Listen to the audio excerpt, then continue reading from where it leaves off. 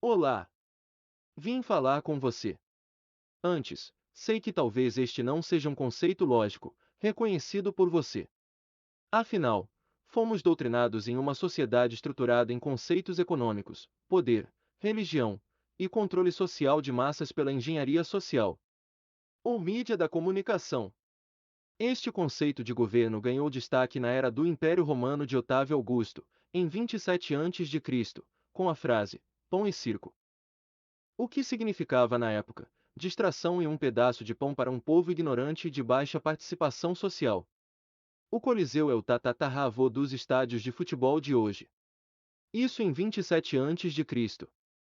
Pois bem, mesmo que você não esteja reconhecendo um sentido lógico neste vídeo, use o seu conceito social e pense por um instante. Isso foi há muitos séculos, mas será que ocorre ainda hoje? Vou lhe propor aqui o pensamento lógico dos elementos naturais deste planeta. Nesse conceito, vou lhe mostrar como exemplo universal um macaco e um ser humano. Veja este macaco. Depois veja o ser humano. Em muitos aspectos somos parecidos, não é mesmo? Mas pense então responda: os dois são de carne e osso, os dois vivem em uma sociedade distinta e com regras sociais parecidas, entre hierarquia e poder, segundo suas genéticas e conceitos sociais. Os dois são seres orgânicos de carne e osso, que vivem e são limitados ao mesmo meio, este planeta. Vamos destacar limitados. No entanto, fomos dotados de raciocínio lógico, onde a introdução do que mais elevado nos proporcionou a capacidade de interagir melhor com nosso meio ambiente, quanto à transformação do meio em que vivemos, para nossos interesses sociais, econômicos e espirituais. Enquanto os macacos se adaptaram ao seu meio ambiente. Mas qual é então a diferença social entre os dois? Apenas a capacidade lógica, introduzida em nossa cadeia genética e nada mais, sem isso estaríamos como os macacos. Pois bem, tivemos a capacidade de interagir de forma tecnológica, com os diversos meios deste planeta. Mas de onde veio isso? Por que definimos deuses, céu, inferno ou paraíso? Você já viu algum deles? Conhece alguém que tenha retornado de lá? Acredito que não. Mas dizem para você se posicionar conforme os mandamentos comportamentais sociais, caso contrário não alcançará as graças do céu, pós-morte. No entanto, o macaco que é menos dotado em QI que nós, não possui esta culpa comportamental. Desde nosso surgimento, sempre tivemos uma ligação com o céu. Já no século XVIII, XIX e XX, passamos a ver além do céu. Sim, as estrelas para além do azul do céu. Mas onde fica o céu? Não era o azul das estrelas. E agora que chegamos lá, onde ficará? Passamos a enxergar o infinito universo, além de nosso planeta. Onde estará? Percebemos que existem outros planetas, outras galáxias e possibilidades de outros povos existindo neles. Mas então, não poderiam esses possíveis povos serem mais avançados que nós, terem aqui chegado, pegado amostras genéticas desse habitat e misturado com de outros, e assim gerando nossa existência? Se acontecendo desta maneira, estaríamos em um grau evolutivo inferior, portanto sujeitos ao direcionamento social e comportamental por parte deles. Seríamos um experimento genético de raças mais evoluídas.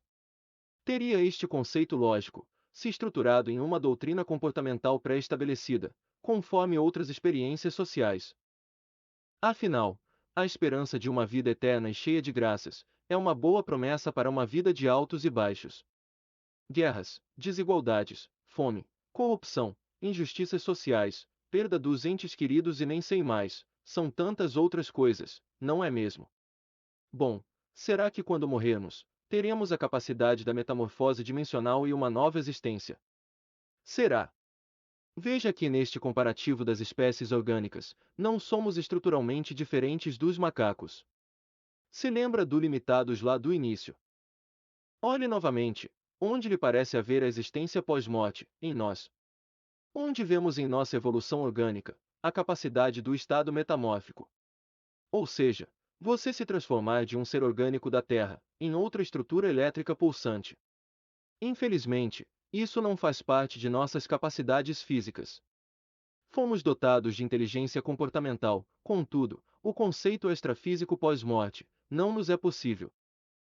Esse elaborado processo da engenharia social, religiosa e de controle populacional, nos garante a vida eterna. Claro, se nos comportarmos direitinho em vida. Mas você, com sua vivência em nossa sociedade, acredita que pode confiar em seu governo, em sua igreja, no sistema financeiro. Nós não possuímos esta metamorfose em nossa estrutura orgânica, somos de carne e osso. Então, como essa metamorfose dimensional acontece? Parece até coisa de filme, não acha? Por isso, apesar de você não estar acreditando em nada do que lhe digo hoje, este será nosso futuro. Você percebe como o mundo está mudando rapidamente. Eu não falo para você de um governo específico e sim de todos os governos da Terra. Este confronto virá. Teremos que passar por isso, teremos que encerrar um grande tempo de nossa história e reescrever outra face sobre nossa existência. Não entenda isso como previsões, misticismos ou atividades paranormais, pois não é.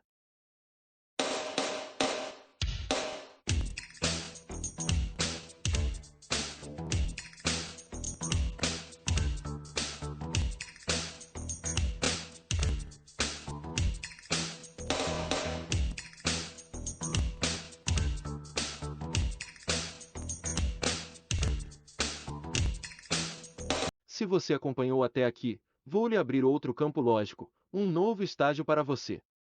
Hoje, vivemos um só Deus. Não existe um nome específico, apenas Deus.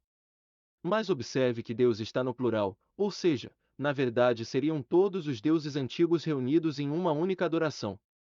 A partir daí, quero viajar com você ao longo de nossa espiritualidade. Hoje em dia, nas novas gerações, quase ninguém se interessa pela história passada há séculos atrás.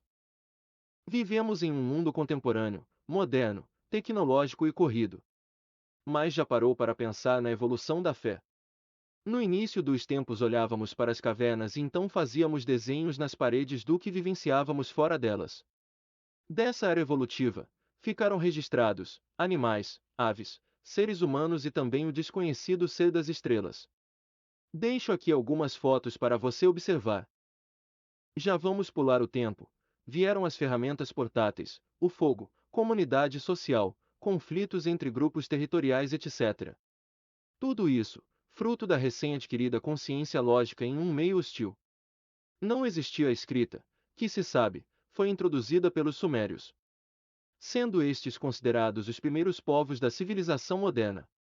Vamos apenas destacar que já no início dos tempos, não havia a fé, mas sim o início de um processo recém-criado evolutivo. Já os sumérios, há mais ou menos 5.000 anos, se destacou o conhecimento moderno, ou seja, os primeiros ensinamentos lógicos dos elementos naturais de um meio. E o que vemos aí? Justamente o contato extraterrestre de civilizações avançadas e que, segundo a história suméria, foram os deuses criadores da civilização humana. Nesse período de nossa história evolutiva, os deuses eram físicos e estavam em constante contato com os ensinamentos sumérios. Ora na escrita, na formulação de leis, da comunidade local, na elaboração dos poderes, etc. Inclusive foi nessa era a elaboração dos primeiros mapas astrofísicos do nosso sistema solar. Isso, em uma época que nem se imaginava como seria além das nuvens. Os sumérios já possuíam um mapa dos planetas de nossa galáxia.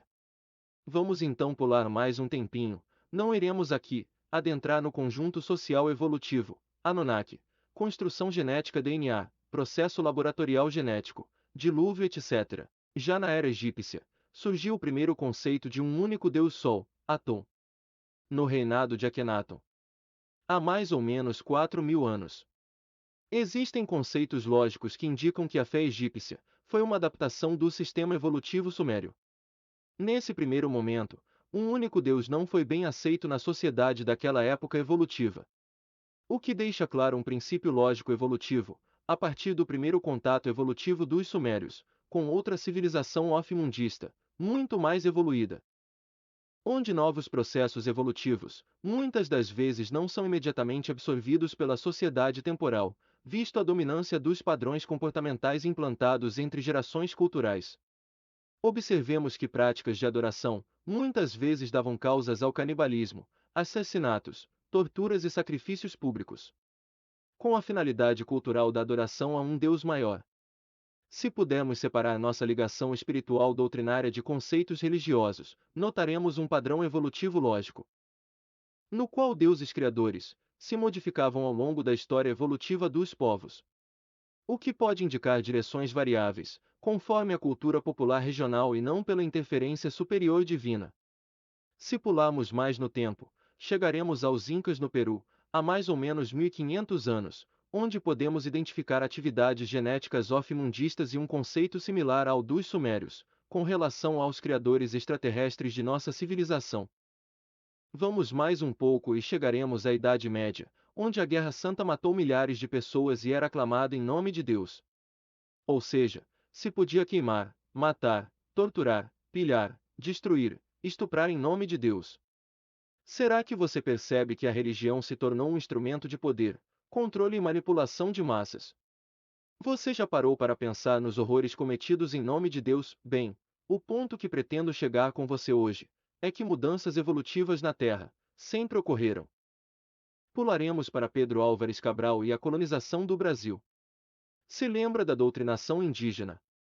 Massacres, transmissões de pestes, estupros, assassinatos, escravidão, tomada do ouro indígena. Você consegue perceber que sua fé é composta de muitas controvérsias divinas, por parte da religião. Como poderia a nós ser ofertado o paraíso pós-morte, se em nossa história evolutiva vivemos semelhantes às estruturas sociais e comportamentais dos demais grupos sociais das espécies naturais da Terra? Onde não vivemos diferentes dos outros elementos deste planeta. E desta forma, não temos a capacidade da metamorfose, de transcender de um estado natural orgânico para um outro meio não físico orgânico. Fomos dotados do raciocínio lógico, contudo permanecemos iguais estruturalmente e comportamental, semelhantes ao meio natural das outras espécies deste planeta. Portanto, não possuímos a capacidade da vida pós-morte. Nenhum de nós possui esta capacidade genética. O único meio lógico da evolução humana será o contato extraterrestre e o conhecimento de nossa construção genética, por parte das civilizações que dela participaram. Estamos dando o primeiro passo nesse caminho. Por isso, talvez você esteja vendo um conceito que não seja para a sua geração, mas que aqui está conhecendo da verdade. E ela nos libertará em um novo processo evolutivo em nossa história na Terra. Obrigado por seu tempo. Hoje terminaremos aqui.